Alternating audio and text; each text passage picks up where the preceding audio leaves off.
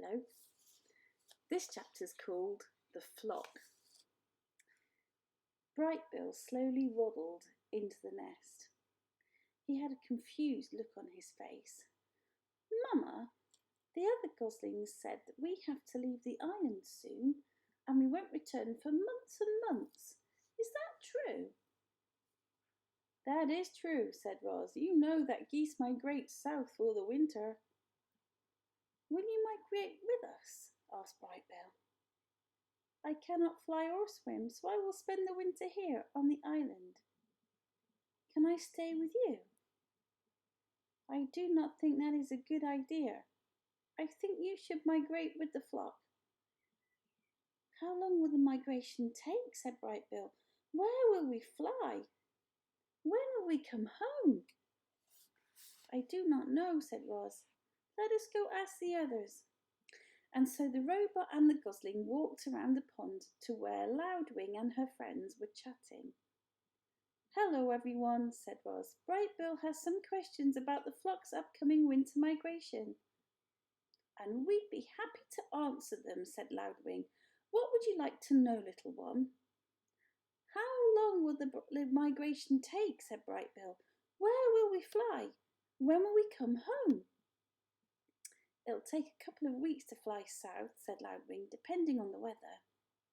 We'll join other flocks at a beautiful lake in the middle of a great sprawling field, said another goose.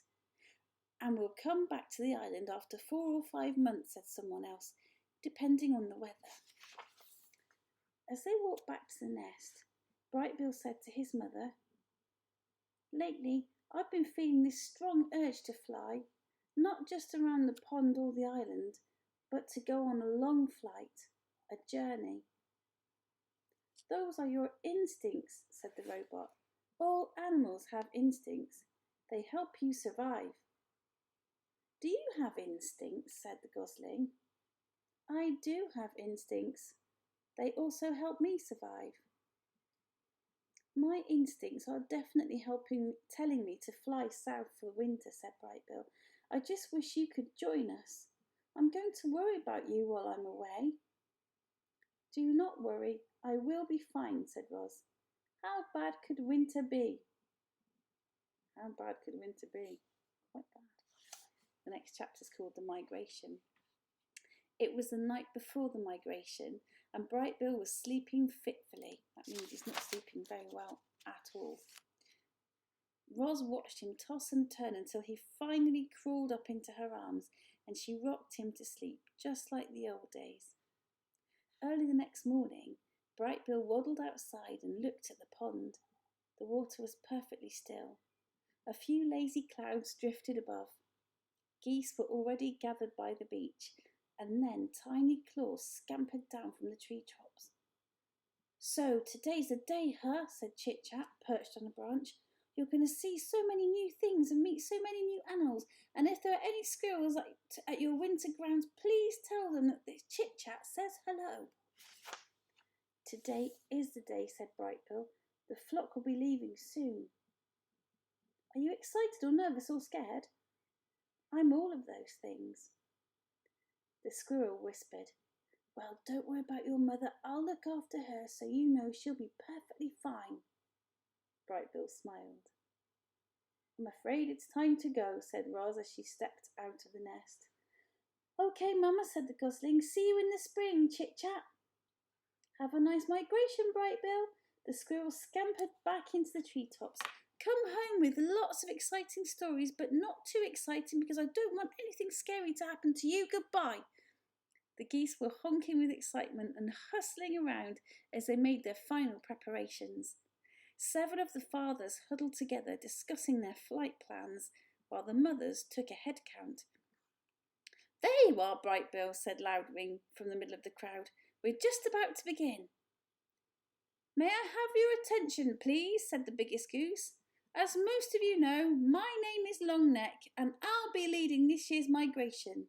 I'm asking everyone to please join your families for takeoff. Once we're all airborne, each family will take its position in our V formation and we'll start the first leg of our journey. Are there any questions? I have a question, said a booming voice. My son will not have any family with him. Where does he fit into the formation? Everyone turned to Longneck. He can fly with me, said the big goose. I hear Brightbill is a very clever flyer. I could use his help at this point.